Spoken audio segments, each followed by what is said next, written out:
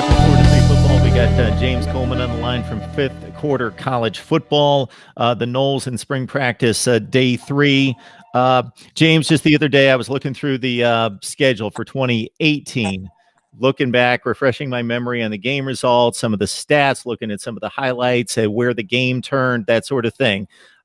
I'm not going to promise this. This is going to be probably the last time I'm going to beat you up about 2018 and remind you what happened last year. I was just astounded again, looking at the competition in the ACC, knowing the Florida State talent being second to Clemson, that basically this team played 2 decent games last year. They beat Boston College, which they should, 22-21, skated by at home, and they beat Wake Forest, a pretty good team that won a bowl game, went 7-6, beat them by 3 touchdowns. Other than that, this was just a deplorable performance, and we'll go to the offense first. And so that leads into my question: that do you expect that this offense is going to be just a completely different animal, or it's just going to be tightening up execution, technique, fundamentals, and we don't need to schematically do different things. We need to do it better? I think it would be the latter. I think it would be the first thing you said based on the latter. It's really just tightening up things. And these have been issues since Jimbo was there, which I always tell people is just the difference is Jimbo recruited all of his guys. He had been in year, 7 or 8. So those guys believed in him and they believed in how they fit. We always had false starts. We always had offside. We always had penalties. We've always been undisciplined. We've been that way, unfortunately, for years.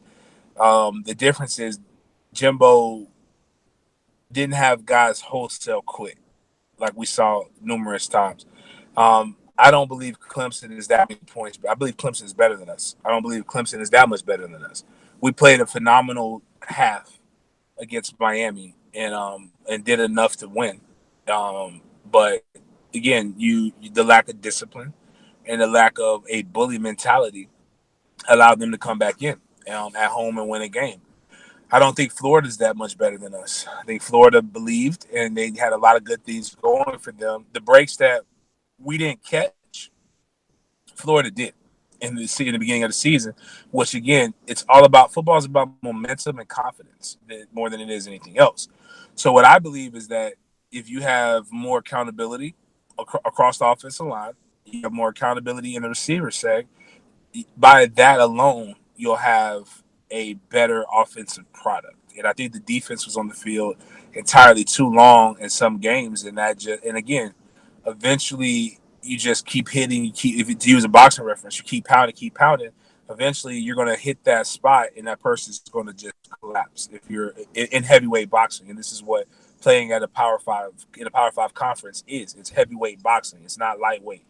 If you keep hitting somebody's going to eventually get knocked out. Very rarely do heavyweight bouts go all the way to the 12th round, and we didn't make it. We very rarely made it to the 12th round.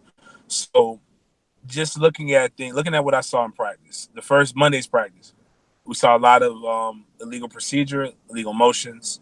We still saw those, but Wednesday's practice, they were almost gone. Guys did a much better job of that. Saw no false starts. Saw much more technically sound plays on the offensive line, which I believe come in from A, you're healthier, and B, you have depth now. So last year we went through 10 different rotations across the offensive line. Which shows me there was no fix. There's no way you go through that many different offensive line combinations and can expect to be able to play football at a high level. It just does not work like that.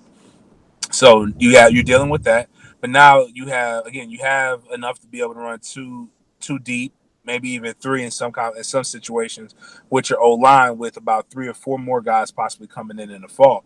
One being a possible. I believe we have a good shot with Proctor coming from Virginia.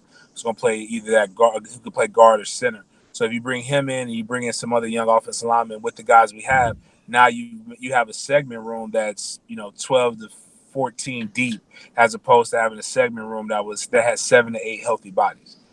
Now, wide receiver wise, you have guys who can buy into a younger wide receiver coach who's also played at the school, who's also played at the highest levels, and has had guys going to the NFL, so guys can believe in it, as well as guys like Tim or Terry, who are a year in the weight room better.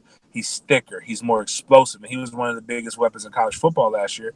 We just did not have a guy who targeted downfield very often. You could say it's because the offensive line was horrendous. I would say it's because he did not use his technique, drop back, climb the pocket, find somebody open. When I'm watching the wide receivers in practice at 7-on-7, 11-on-11, I'm seeing James Blackman with his eyes up downfield, looking for the big play, throwing it to DJ Matthews if it's not there, a guy who can catch it in space, make big plays happen. Also with a Treshaun Harrison, looking for Tamara and Terry. So if you go back and you look at just the minimums that you should need, I believe Tamara Terry was tied or was number one in receiving yards with about 20 to 30 less catches than Naquan Murray. So if you can have Tamara Terry get Naquan Murray type numbers, reception numbers with his average, you should see a wide receiver get that 1,200 yard ratio. 1,200 yard number. And if you have another guy that's 900, another guy that's 700, man, that's a team that should have at least 10 wins. And that's when FSU was cooking. That's what you had. You mix in there with possibly your 1B running back, Kalen Layburn, tears his kneecap up in the second game. You now see some things that probably would have made your team better. Labor's a better runner out of the gun than Cam Akers. But if you have a good 1-2 combination at running back, you should be a lot better. Offensively, it just takes you get rid of some of those penalties. You don't get a holding. You don't get a false start when you're gaining momentum. Your offense can put up 14 points on the defense, and now your defense gets an opportunity to just play back and make things happen. There you go, folks. There's your Florida State football take with the Noles on the practice field for spring practice, courtesy James Coleman from Fifth Quarter College Football. If you enjoy these kind of conversations, you support the channel by grabbing the link on Amazon in any of the description section of any of the videos to help build the channel. Also, join us on Patreon. James, you do awesome work. We appreciate it for you stopping by and helping us out. No doubt, man. Anytime, man. Love what you guys do.